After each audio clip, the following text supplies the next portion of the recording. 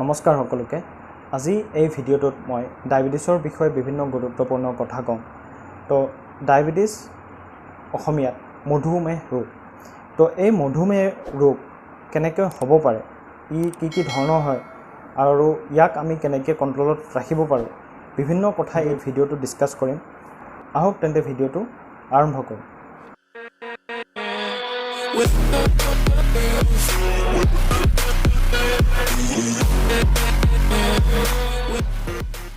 যদি আমি ব্ৰডলি ক'ব যাওঁ মধুমেহ ৰোগ দুটা ধৰণৰ হয় যদিও ডায়াবেটিছ যদি প্ৰেগনেন্সিত হয় তো হেতু গেষ্টেচনেল ডায়াবেটিছ এইবোৰ আৰু বেলেগ ধৰণৰ ক্লাসিফিকেশন আছে কিন্তু ব্ৰডলি যদি আমি ক'ব যাওঁ মধুমেহ ৰোগ দুটা ধৰণৰ হয় এটা টাইপ 1 ডায়াবেটিছ এটা type 2 diabetes type 1 diabetes generally 30 বছৰৰ তলত হয় আৰু টাইপ 2 ডায়াবেটিছ 30 বছৰৰ ওপৰ বয়সৰ মানুহৰ তাত টাইপ 2 ডায়াবেটিছ হ'ব পাৰে তো এই টাইপ 1 ডায়াবেটিছ আমাৰ যেনেকৈ আমি লিভাৰ অৰ্গেনটো নাম শুনিছে তো তেনেকৈ এটা পেনক্ৰিয়াছ বুলিও আমাৰ পেটৰ ভিতৰত এটা অৰ্গেন আছে সেই পেনক্ৰিয়াছৰ আলফা বিটা সেল সেই বিটা সেলে এই ইনসুলিনটো ৰিলিজ কৰে আৰু ইনসুলিনৰ মেইন কামটো হ'ল আমাৰ ব্লাড ভেসেলৰ পৰা ই সুগাৰটো টিস্যুত এবজৰ্ব কৰে বা সেললৈকে এবজৰ্ব কৰি নিয়ে তো তেনেকৈ ই ডায়াবেটিছ হোৱাৰ পৰা ৰখায় তো এই টাইপ 1 ডায়াবেটিছৰ যিবোৰ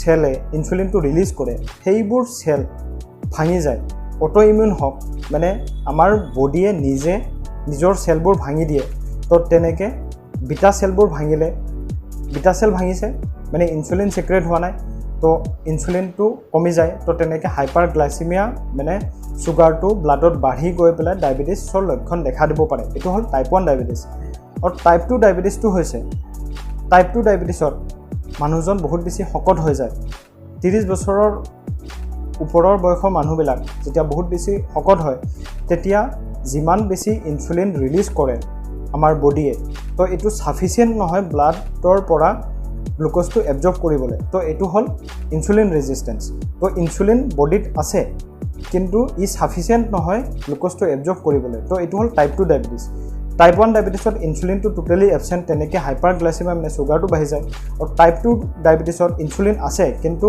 তথাপিও ইনসুলিনটোই আমাৰ সুগাৰটো ব্লাড ভেসেল মানে তেজৰ শিৰাৰ পৰা সুগাৰটো সেললৈকে নিব নোৱাৰে তো তেনেকৈ এটো টাইপ 2 ডায়াবেটিছ তো এই টাইপ 1 ডায়াবেটিছত মেইন ট্ৰিটমেন্টটো হৈছে তো ইনসুলিন আৰু টাইপ 2 ডায়াবেটিছত ইনসুলিনৰ লগতে বিভিন্ন বেলেগ ধৰণৰ টেবলেট ফৰ্মত দৰৱ দিয়া যায় কিন্তু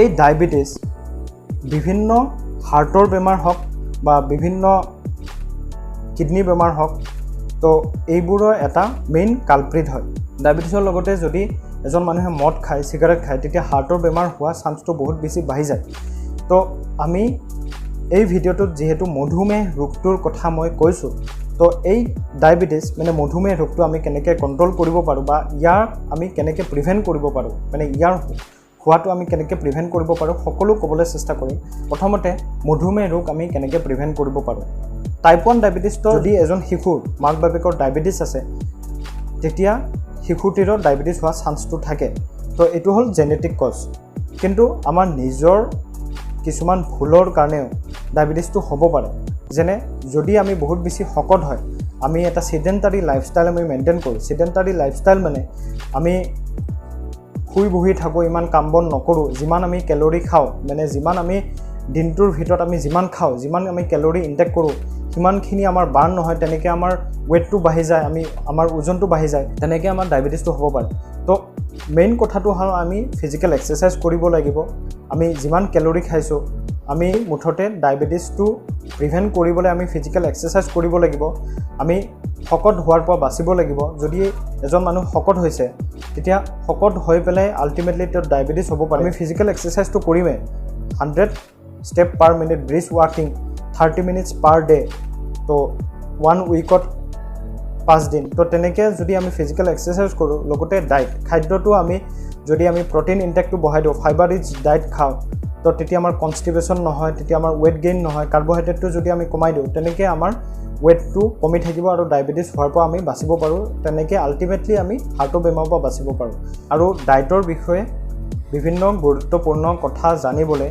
মই ডেছক্ৰিপশ্যনত এটা ভিডিঅ'ৰ লিংক দি দিম, আপোনালোকে সেই ভিডিঅ'টো গৈ পেলাই চাব পাৰে আৰু ডায়েবেটিছৰ কি কমপ্লিকেশ্যন হ'ব পাৰে।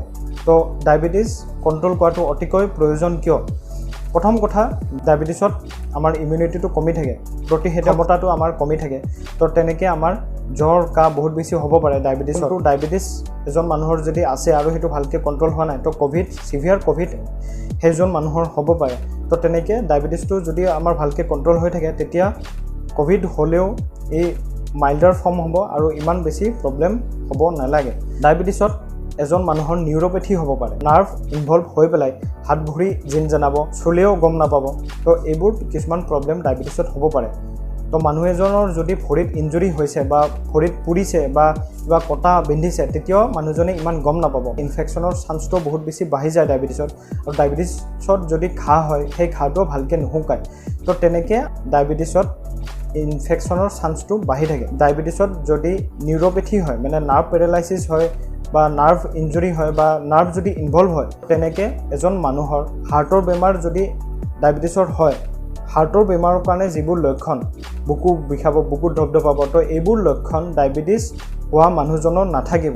তো তেনেকৈ মানুহজনৰ চাইলেণ্ট MI হ'ব পাৰে, হাৰ্ট এটেক হৈ যাব পাৰে, কিন্তু বুকু বিষ নোহোৱাকৈ।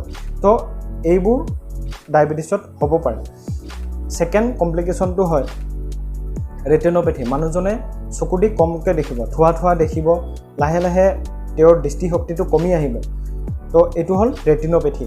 আৰু তৃতীয়টো হৈছে নেফ্ৰ'পেথি। তেওঁৰ কিডনীত এফেক্ট কৰিব, লাহে লাহে তেওঁৰ পেচাব কমিব, আল্টিমেটলি ডায়েলাইচিছলৈকে কৰিব লাগিব পাৰে যদি ডায়েবেটিছটো ভালকৈ কণ্ট্ৰল নহয়। ডায়েবেটিছটো কণ্ট্ৰল কৰিবলৈ আমি ডায়েটটো মেইনলি মেইনটেইন কৰিব লাগিব, ফিজিকেল এক্সাৰচাইজ, সেলফ এডুকেশ্যন। নিজে গম পাব লাগিব যে ডায়েবেটিছটো হৈছে, ভালকৈ ডায়েট মেইনটেইন কৰিব লাগিব, নিজে সাৱধান থাকিব লাগিব যে ভৰিত নাকাটে বা ভৰিত ইঞ্জুৰি নহয়, কাৰণ ঘাঁবোৰ ভালকৈ নুশুকায়, সোনকালে নুশুকায়। তো 4 নম্বৰটো হৈছে দৰৱ। তো মেডিচিনবোৰ সময়মতে, যদি ইনচুলিন লয় ইনচুলিন ল'ব লাগিব, নাইবা দৰৱটো লৈ থাকিব লাগিব।